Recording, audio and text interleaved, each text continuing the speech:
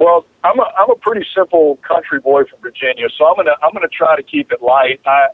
The one thing I can promise you, Chris, is I don't take myself too seriously. So the joint by joint approach was never even considered a piece of published work, Mm-hmm. and I didn't even make it popular.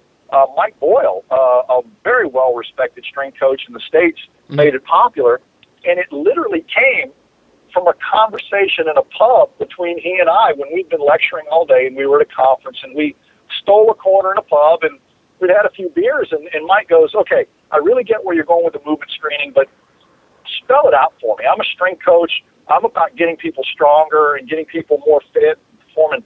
Spell it out for me. What are the things I need to watch out for? What are the speed bumps that are going to derail an otherwise good program? And I'm like, well, Mike, it goes like this. If I could give your foot a gift, it would be more stability. I want you to have the muscular control to hold your arch in an advantageous position. Mm-hmm. If I could give your ankle a gift, it would be not to lose the mobility it had when you were 3 years old. But between the footwear and the high heel shoes and some of the damaging things we do to our feet, we lose ankle mobility. Yeah. If I could give your knee a gift, it would be stability. And if I could give your hip a gift, it would be mobility. If I could give your spine and low back a gift, it would once again be stability. And if I could give your upper back a gift, it would then be mobility. And then out to your shoulder, it would be stability. And so what you realize is if you follow my line of thought, Mm-hmm. a joint that largely needs to be stable Yeah. is paired with a joint that largely needs to be mobile. Mm-hmm. And if I remove mobility from one, I require the other to give up its stability.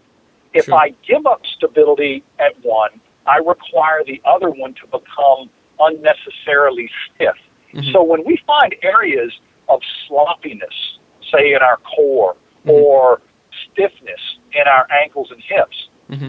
the one thing we can't do is take the isolated approach that says, oh, well, just stretch your ankle and all will be good. Well, on each side of your ankle is a foot and a knee that become very, very sloppy and very poorly controlled Mm-hmm. because they've been working around that stiffness. Or if your hip is stiff, your low back becomes sloppy and gives up some of its inherent stability to make up for the range of motion you lack at your hips. So that joint-by-joint approach is not a universal rule. We Yeah. can find people who have stiff feet, and we can find people who have sloppy ankles. Mm-hmm. But most of the time, the reason you sprain your ankle is not because it's sloppy. It's stiff in one direction, so you roll it in another direction. So it's not a universal or absolute principle, but it's definitely something to keep in the back of your mind Yeah. when you want to focus your training program on your knee. I really need to strengthen my knees. Mm-hmm. Are you sure your knees are the problem? Just because they hurt sometimes may not mean you have bad knees. May mean you got bad ankles and hips and your knee is working overtime Yeah. to do all the extra it's got to do just to make up for what you lack Yeah. somewhere else. So the moral of this story is we've got to train holistically, and when you have pain in your body, the site of pain may not be the source of dysfunction.